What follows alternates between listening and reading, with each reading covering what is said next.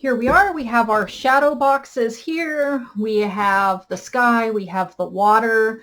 Now it's time to put the sky into the card. So the sky gets glued directly to the card back, and you can either use glue, you can use glue dots. It's up to you. I use a lot of Elmer's school glue and it tends to warp the paper. This is watercolor. It's already warped. If you get it wet, it may smear. So I'm going to recommend glue dots or, oh yeah, double-sided tape.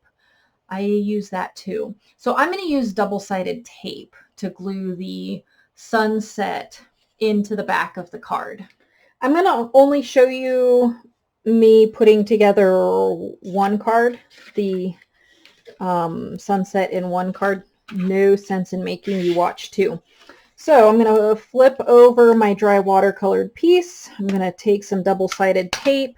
I'm going to put it as close to the edges as I can get it without going over. And it'd be really nice if you could get the tape to span the entire piece of paper, but it's okay if you don't.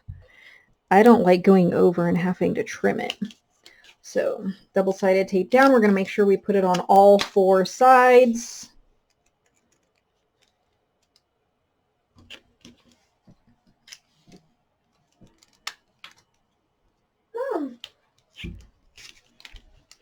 Got my double-sided tape on all four sides, and now we're going to scoot this into the card, and we want the top of the page that we painted to align with the top of the card. And remember, we went back and we cut this so that it was slightly smaller than 7 inches wide. That way our card would fold over nicely and it wouldn't get hooked in the corners. So there you go. We've got our sky affixed to the back of our shadow box. Next thing we're going to do is we're going to cut out the components. So we're going to cut out the piece that goes here in the corner.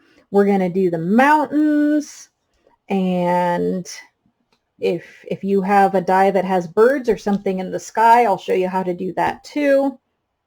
And then we'll get to, I used embossing powder on this for the mountains. So I'll show you that. And then I will also show you some different mountains. I've got my die for the corner of my card and my birds, and I've got the stuff to make my sandwich. So I'm going to take one of the scraps from when we cut things out earlier, and I'm going to lay these pieces down on the scrap black paper. Remember, you don't have to use black. Obviously, you don't have to use the same dyes that I'm using. So I'm using my magnetic base. If I weren't, I might use some washi tape or some of that removable tape to tape that down. Just pulled this out of the machine, took the top off, and I noticed that I got some overlap there on those two dies. So hopefully it turned out okay. It did. You can actually ruin your dies with the overlap. And I've bent some dies that way and it sucks.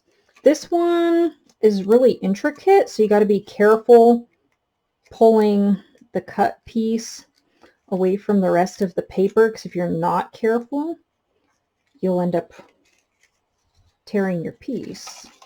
I've got my Mountain Air stamp set and my Mystic Mountain dies out, and let's look at this. So we're going to grab the water piece, and this over here is the grass, so that's where we're going to be placing this stuff. I'm just going to set this inside the card just so that we can kind of get an idea. Okay, tree would probably look good there. We could also do a tree over here if we wanted to. And then we could do some smaller trees. So let's see how that looks. We'll do 3 trees. And then I'm going to stamp something with the Campology set. And I think I want a cloud, so I'm going to cut a cloud out as well. Okay, just ran these through the die cutter. And here, this one tree is pretty detailed, just like that piece I did that's not from Stampin' Up. So this would be a good piece to use that funny little bristly brush and the foam base to get all these little pieces out, but I'm not pulling it out, so I'm not going to use that. I have a little picking tool that I can use, or if you had like a dentist pick or something, you could use that. Okay, and we can poke out all those little pieces from the tree because we don't want those to be part of our, we don't want those to be in our card. We want to be able to see through those. Okay, you don't need to see me pick through the rest. You know how to do that. For this next part, we're going to stamp the water onto the water because here, all set up. I'm taking the stamp from the Mountain Air set and I'm putting it on a clear block. So you can get the clear blocks from Stampin' Up. My clear blocks are not from Stampin' Up because I got them before I joined Stampin' Up. But yeah, so you can get that from Stampin' Up. I'm going to do a couple things here. So first is I'm going to stamp I'm going to rub just the water part of the stamp. It's upside down to you guys.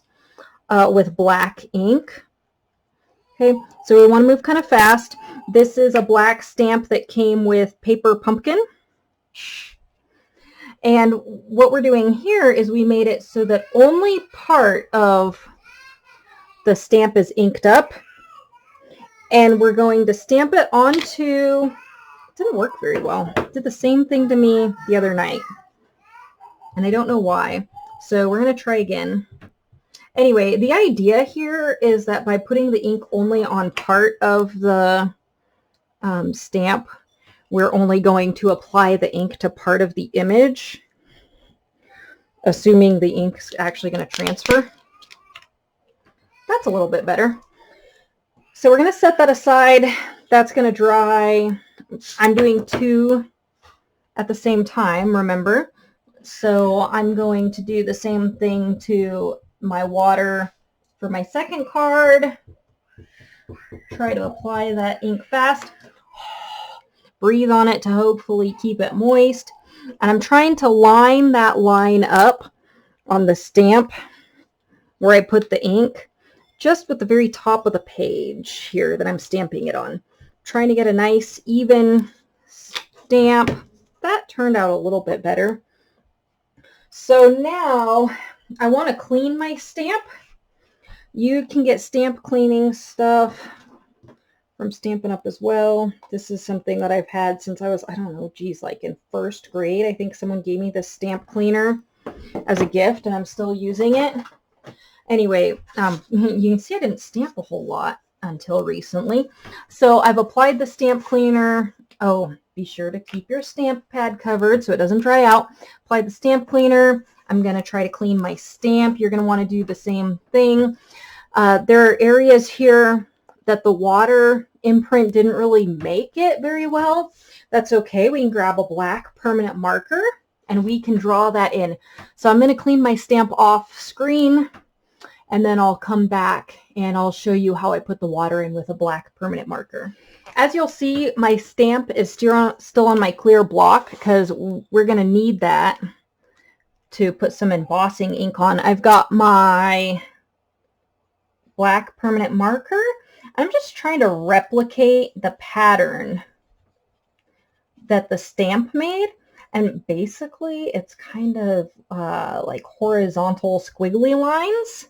Doesn't have to be real exact. And, you know, you could extend them down even further if you wanted to. So I'm just trying to fill in the gaps. The other night when I made this sample, I had the same problem with the stamp, both the water and the mountains. So we want that to dry. I mean, it's permanent ink, so it probably dried pretty quickly, but we still want it to dry. Now we're going to take an embossing pad, clear embossing stamp pad. Ah, yes. For this, I'm jumping ahead here. We actually need to be sure to cut. I'm going to do one on black paper, and I'm going to do one on a different colored paper. So basically what we're going to do here is we're going to end up stamping the mountains with the embossing ink onto both the water and the black. Okay, and you don't have to use black. You can use a different color. And in fact, I'm going to choose another color, and I'm going to end up stamping this in black. But what we need to do is we need to cut some strips of paper and it needs to be just less than 5 inches wide, and it needs to be tall enough to accommodate the tree stamp, and then also tall enough to accommodate the mountain stamp. So go cut your paper. I'm going to do the same. So I cut a strip for the trees and a strip for the mountains. And on one card, I'm going to do the trees in green and the mountain in this purpley blue. And on the other card, I'm going to do both the trees and the mountains in black. So all 4 of these, and remember, I'm doing 2 cards at a time. Anyway, all 4 of these are just shy of 7 inches long, and they are about 2.5 inches tall. So the first thing I'm going to do is I'm going to set down the green. That's going to be for the trees, and I'm going to stamp this in black. Okay, and I'm going to stamp that. I'm going to try to center it. I'm going to stamp that. I really want a good clean impression. So I'm trying to press real hard, make sure that I've got a good clean impression. That's a lot better. Still missed a little spot there. So again, we can take our permanent pen and we can try to replicate what we missed. I'm not going to worry too much about what's left out of the water because this is going to overlap, so you're not going to end up seeing that. But you know, I want to make sure that those trees came out. Okay, so that's what you're going to do if you chose color paper. If you're going to do black on black, then you're going to pull out the embossing pad and we're going to emboss the trees onto this. So of course we got to clean our stamp. I'm going to do that off camera. You go clean your stamp, leave it on the clear block.